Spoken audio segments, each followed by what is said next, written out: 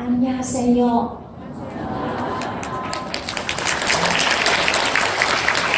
Do I pronounce correctly? Thank you. It's my honor to be invited to this conference and share the experience from Taiwan. I would like to give my big thanks to KNID and Ministry of Health and Welfare Korea.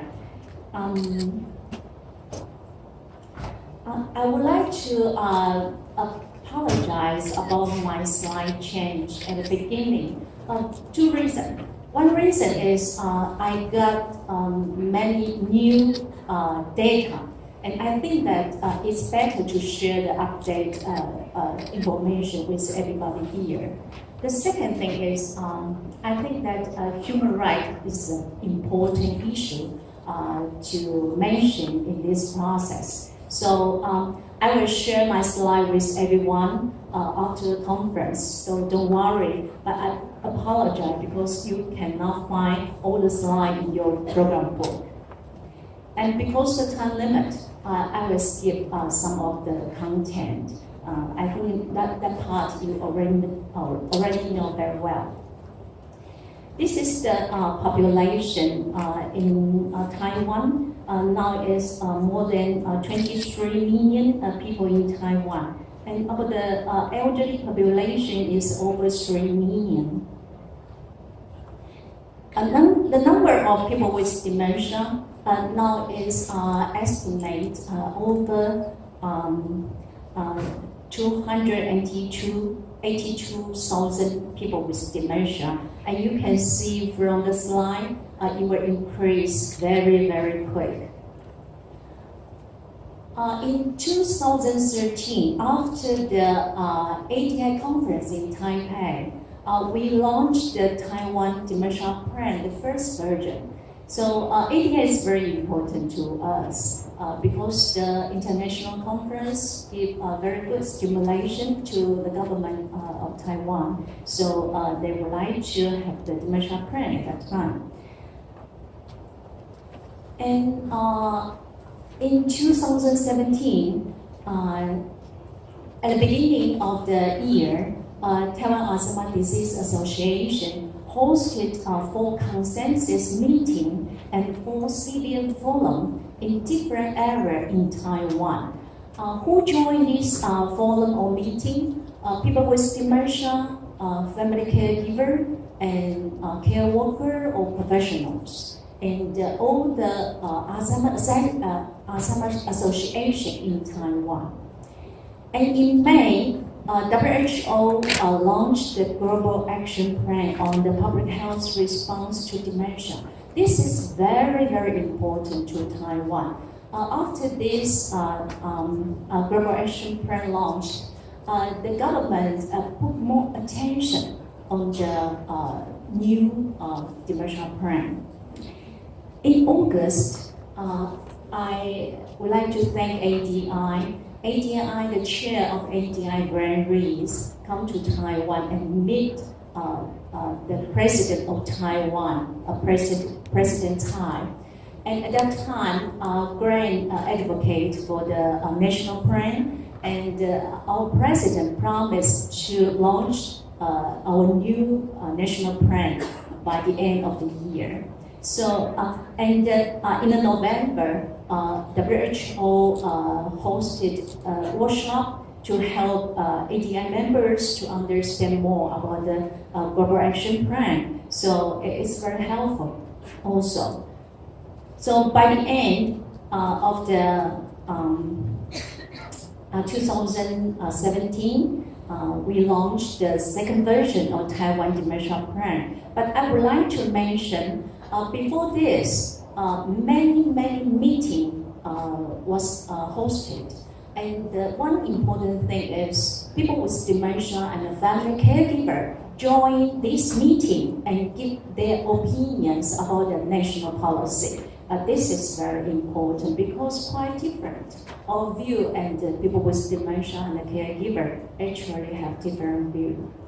And the next year, 2018, in July, our action plan and budget was launched by the government. So I would like to share the second version of Taiwan Dementia Plan, but I will focus more on the achievement because the time limit. This is our strategy, 7 strategies of our national plan. You can see it's almost the same, follow WHO action area. So because Taiwan government actually would like to do a good job and connect with WHO. As CRPD, because Taiwan signed up CRPD in 2014, so the rights of people with dementia can be protected by CRPD in Taiwan, and this is important too.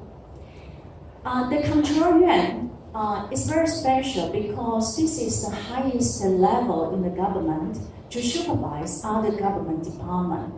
So if the Ministry of Health and Welfare do a bad job, then the control yuan will make a investigation report and give the comment, ask them to do better. So the control yuan do 2 investigation report. One is in 2017, the investigation report on the achievement of Taiwan Dementia Plan, the first version. Of course, the result is not so good. And then in 2018, the control yuan launched the other one, investigation report on the human rights of people with dementia. And in this report, the chair of ADI, Grand Rees, and the chair of DAI, Case Wofford, their opinion were included in the second report. So, the Ministry of Health and Welfare is responsible for the National Dementia Plan. They invite 8 different ministries in Taiwan to join together in this national plan. And inside Ministry of Health and Welfare, 10 different departments also join this national plan. The budget for 2018 and 19 is near $300 million. Most of the budget goes to reduce the risk of dementia and to provide diagnosis, treatment, care, and support. 7 strategies have its own goals. I will not mention it by detail, but it's important to set a concrete goal for each strategy. The first strategy talk about recognize dementia as a public health priority. I will not go through all this action plan. In 2018, the achievement of Strategy 1, all local governments developed draft of dementia action plan. The second, central and local government announced the corresponding unit for dementia. So each government, you know who you can contact with to discuss about dementia plan. The Ministry of Labor conducts plans to support the right of people with dementia to work. This is the first time, the very first time. They would like to help people with dementia, especially in the very mild stage, to have a job or keep their job. Ministry of Justice hosted symposium of human rights of people with dementia and works on the voluntary custody system, and this is also the first time. The Ministry of Transportation and Communication was on the road safety of people with dementia. Now, more and more traffic accidents related to people with dementia. So this will be a very big issue. And you can see the right of people with dementia to participate in the policy decision making. We try to do as much as we can. We hosted for an advisory group meeting of people with dementia, asked for their opinion about the national policy. And the right to freedom of expression and opinion, we invite people with dementia to come with us to meet the president or the vice president of Taiwan to advocate about the human rights of people with dementia. And Kate Swaffer also joined this trip. Last year, we had the election of city mayor. We invited the local Alzheimer association. Totally, we have 40 local Alzheimer associations join together and invite people with dementia to join together, advocate for the city action plan before the mayor election. The second strategy, raise awareness and friendliness. All the local government conduct dementia-friendly training program. And the central government hosted the raise awareness campaign for more than 4 years year activity. And the central government also complete online education for government officials. And more than 5,000 government officials complete education. Online education campaign for the public, and the dementia-friendly community pilot project in 4 communities. You can see this is a press conference in the Ministry of Health and Welfare. And the special thing is, in this press conference, we would like to raise awareness about dementia friends. But we invite people with dementia to play the role of host of the press conference. And it was very, very successful. Last year, in the World Alzheimer Month campaign, we invite many people with dementia to have contribution in this campaign. So this is the right for people with dementia to be included in the community. The people with dementia play the role of host of activity, play the role of teacher of Chinese painting, play the role of teacher of paper flower, to be the cultural guide. They really done a very good job. So we would like to transform the image of public, the general public, how they think about the people with dementia. Actually, people with dementia, they still have very good function or ability. They still can contribute. We have a dementia-friendly map of Taiwan. Since 2013, we have many different kind of projects about dementia-friendly friends or store or clinic or organization. We have the guideline for dementia-friendly community and dementia-friendly church. Now we have more and more pastors join the training of dementia-friendly church. I'm very happy about it.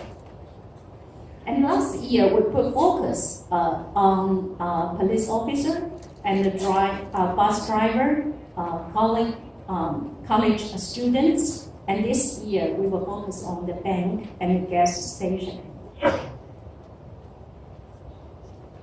The Ministry of Labor, this year, they have project to promote dementia-friendly workplace. So this is going on now. We hope that more and more company or enterprise become dementia-friendly. Maybe they have worker face this problem. Maybe they have a job can offer to people with dementia. About the risk reduction, the Health Promotion Administration launched a special program about disability prevention program, also the dementia risk reduction. Around 35,000 people attend these programs. and other chronic disease control and obesity prevention. This program all going on. This fourth strategy. The National Long-Term Care Plan of Taiwan now they changed the rule. They include the coverage to people with dementia age over 50, and also modify the assessment tool, become more sensitive to the needs of dementia. The central government set up 73 integrated dementia care centers and help people to get diagnosis as early as possible. So last year, we have 13,000 people got a diagnosis. And this center also provide case management service after the diagnosis. So last year, about 15,000 people received this service. And last year, the central government set up 350 support centers for people with dementia and their families. This center provides a cognitive promotion activity, caregiver training and support group. Around 14,000 caregiver or people with dementia receive this service. The long-term care service now is increasing. Now we have 367 daycare centers and 12 group homes, 59 small-scale multiple function services.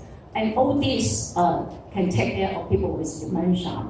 And about the training of caregiver or professional, last year around 33,000 workers received the training.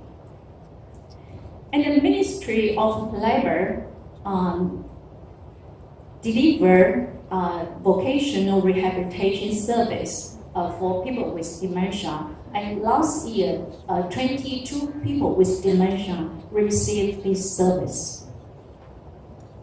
And also create a guideline for helping people with dementia in the employment. Taiwan Alzheimer's Disease Association set up a young cafe, and this cafe we have more than 10 young people with dementia working here, and they are very happy about this. And we help people with dementia to have part-time job in the general cafe in the community, and the effect is more than we expect. Very, very positive for the people with dementia and for the caregiver also. They love this program, and we will continue to work on this.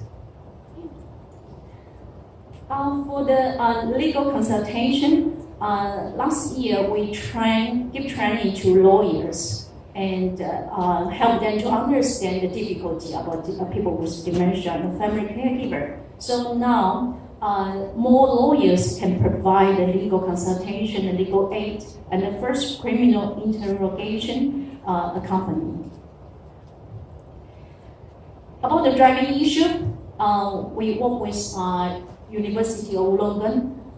We have a dementia and driving decision aid. We train case manager to help people with dementia to decide when to give up the driving.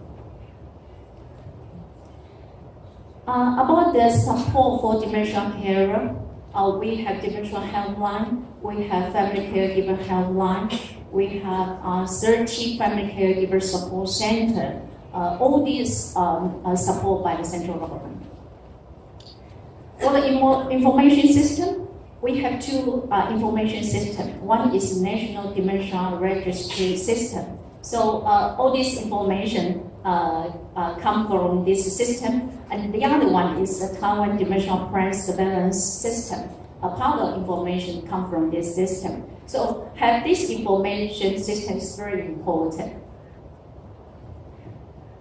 About the research and innovation, this is the budget our government invested in last year is not much. We hope that in the future it can increase. And this is the goal for 2025. And for the future, Taiwan Alzheimer's Disease Association will keep working with our government and civil society, ADI, DAI, World Dementia Council, and the WHO. This is the person with dementia working in the cafe. He loved this program very much and had very good improvement for his function. I would suggest this is a good way to do. You may try.